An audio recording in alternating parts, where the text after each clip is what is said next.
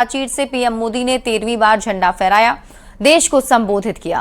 लेकिन शौर्य, सम्मान और स्वाभिमान के इस मौके पर लोकसभा में नेता प्रतिपक्ष राहुल गांधी और राज्यसभा में नेता प्रतिपक्ष मल्लिकार्जुन खड़गे नदारद रहे, जिस पर सत्ता पक्षीय नेता सवाल उठा रहे हैं और इसे गलत परंपरा की शुरुआत बता रहे हैं। एनडीए नेताओं का दावा है कि राहुल गांधी हर वक्त टकराव की स्थिति में रहते हैं। कांग्रेस के नेता राहुल गांधी जो विपक्ष के नेता हैं और खड़गे साहब वो भी विपक्ष के नेता हैं, दोनों को कैबिनेट रैंक मिला है, तनख्वाह मिलती है, स्टाफ मिलता है, गाड़ी मिलती है, देश के लिए मिलती है। तो उनका ये फर्ज है कि जब देश का काम हो तो उसमें विपक्ष के नेता के तौर पर उनको मौजूद रहना चाहिए। ये पहली बार हो रहा है कि विपक्ष के नेता जब भारत का तिरंगा फहराया जाए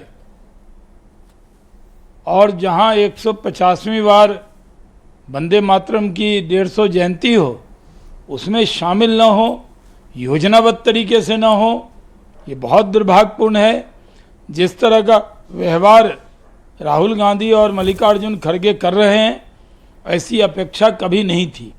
अब यहाँ सीटों के क्रम निर्धारण को लेकर के इतने महत्वपूर्ण अवसर पर राहुल जी अगर वहां उपस्थित नहीं होते हैं तो ये बेहद दुर्भाग्यपूर्ण है। हर समय अनावश्यक टकराव की मुद्रा में राहुल जी खड़े रहते हैं। ये कहीं ना कहीं जो परंपराएं हैं उनका सम्मान हर राजनेता को करना चाहिए। स्वतंत्रता दिवस के मौके पर वंदे मातरम को लेकर शुरू हुआ विवाद अब सियासी टकराव में बदलता जा रहा है। बीजेपी ने राहुल गांधी का वीडियो जारी कर कांग्रेस पर राष्ट्रगीत के अपमान का आरोप लगाया तो कांग्रेस आरोपों को खारिज कर रही है। अब सवाल वंदे मातरम के सम्मान का है और साथ ही ये भी कि आखिर इस पूरे विवाद की वजह क्या है।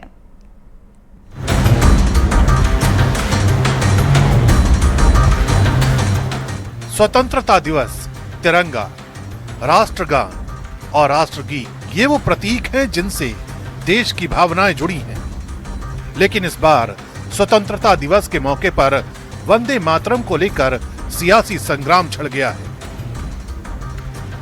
बीजेपी ने कांग्रेस के कार्यक्रम का वीडियो जारी कर सवाल उठाए हैं। पहले सोनिया गांधी और अब राहुल गांधी के वीडियो को लेकर बीजेपी ने आरोप लगाया है कि वंदे मातरम के दौरान कांग्रेस नेताओं का रवैया आपत्तिजनक था। बीजेपी प्रवक्ता प्रदीप भंडारी ने वीडियो शेयर करते हुए कांग्रेस पर निशाना साधा, लेकिन कांग्रेस की तरफ से आरोपों को खारिज किया गया और कहा गया कि पूरा वंदे मातरम गाया गया। लेकिन विवाद अब सोशल मीडिया से निकलकर सियासी मंच तक पहुंच गया है। वंदे मातरम का विरोध सिर्फ वो ही मानसिकता के लोग कर सकते हैं जिनकी मानसिकता दिमागी नक्सल इकोसिस्टम की मानसिकता है।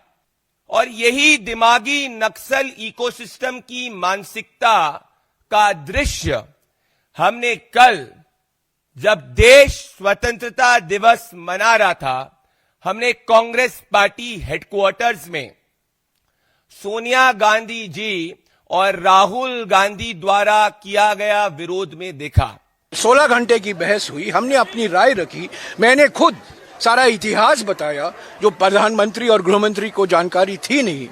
सारे सांसदों को मैंने अवगत कराया कि किस संदर्भ में वो वंदे मातरम का निर्णय लिया गया है, पर इंदिरा भवन में पूरा वंदे मातरम गाया गया, इसमें कोई वाद विवाद का सवाल नहीं हुआ।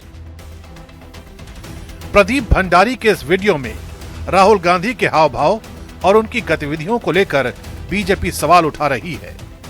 बीजेपी का आरोप है कि वंदे मातरम जैसे राष्ट्रगीत के दौरान कांग्रेस नेताओं का रवैया सम्मानजनक नहीं था।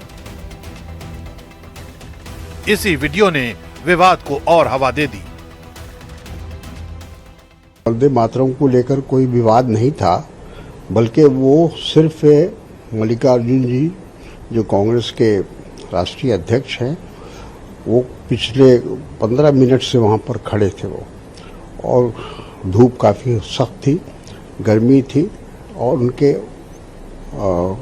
एज को देखते हुए, उम्र को देखते हुए सोनिया जी चाहती थी कि उनके लिए कुर्सी लाई जाए और उनको बैठा दिया जाए। भारत को अपमानित करना, जिस वंदे मातरम को गा करके लोगों ने राज सत्ता पाया, अंग्रेजों को भगाया, वो स्वाधीनता का मंत्र, भारत की स्वाधीनता का मंत्र, उसको अपमानित करने का काम किया है। देश कभी माफ नहीं। विवाद सिर्फ वीडियो तक सीमित नहीं है। वंदे मातरम को लेकर केंद्र सरकार ने हाल ही में नई व्यवस्था और दिशा निर्देशों के जरिए इसके गायन, सम्मान और आधिकारिक प्रोटोकॉल को लेकर स्थिति स्पष्ट है। ऐसे में राष्ट्रगीत के सार्वजनिक कार्यक्रम में कथित तौर पर अनादर का आरोप राजनीतिक तौर पर और ज्यादा संवेदनशील हो गया है कि कांग्रेस पार्टी अभी भी संभवतः राष्ट्रगीत वंदे मातरम को संपूर्ण रूप से स्वीकार नहीं कर पाई है। अतः हम कांग्रेस की सर्वोच्च नेतृत्व, क्योंकि इसमें तीनों शामिल हैं, सर्वोच्च नेतृत्व के इस आचरण की निंदा करते हैं। कांग्रेस को शायद 1937 का वो दृश्य याद आ गया जब इन्हीं के पूर्वजों ने और मुस्लिम लीग के साथ मिलकर के उसके षड्यंत्रों का शिकार होकर के वंदे मातरम के 2 टुकड़े किए थे।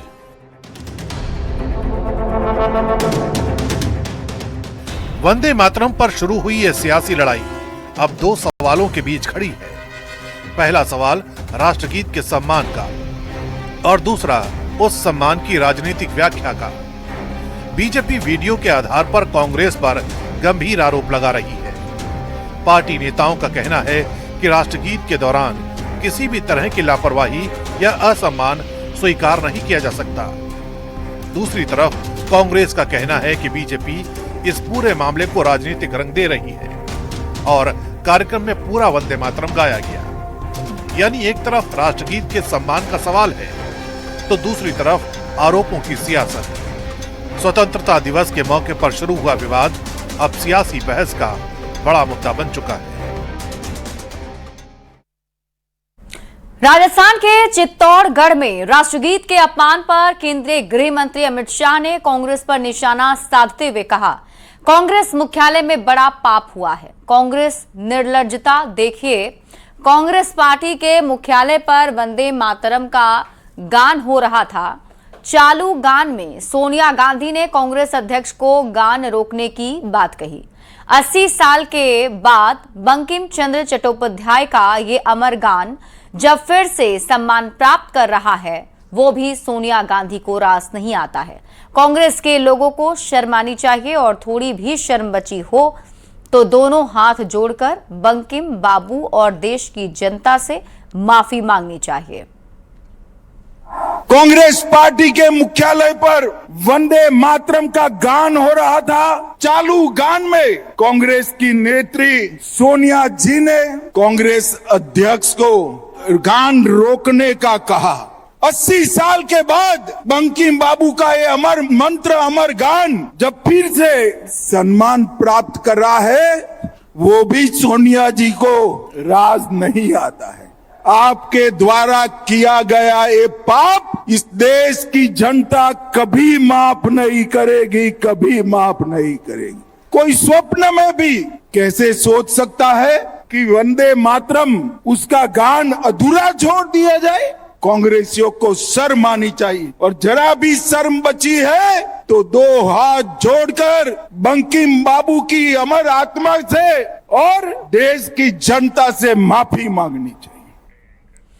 खबर दरभंगा से है, जहां वंदे मातरम के अपमान पर बीजेपी की तरफ से कांग्रेस के खिलाफ प्रदर्शन किया गया। सांसद गोपाल जी ठाकुर के नेतृत्व में लहरियासराय के बलभद्रपुर डॉक्टर NP मिश्रा चौक से कार्यकर्ताओं ने पार्टी के झंडा बैनर के साथ पैदल मार्च किया है। इस दौरान गोपाल जी ठाकुर ने कहा कि वंदे मातरम का गांधी परिवार ने अपमान किया है, जो करोड़ों भारतवासियों की भावनाओं को बेहद आहत करने वाला है। राहुल गांधी रोड पर उतर गए हैं।